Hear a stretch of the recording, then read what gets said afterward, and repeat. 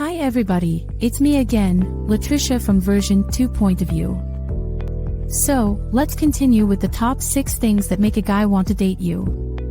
And today I want to discuss independence.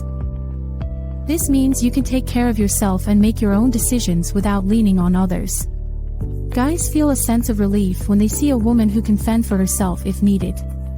A woman who is not constantly seeking their guidance and help, their approval and attention. So how can you show independence? Well, by talking about and sticking to your own hobbies and interests for one. Also, try to stay true to your own opinions, values and beliefs.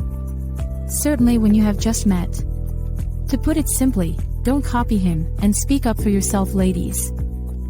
Alright, I'm gonna leave it at that for today. Keep your eyes open for my next video. Bye girls.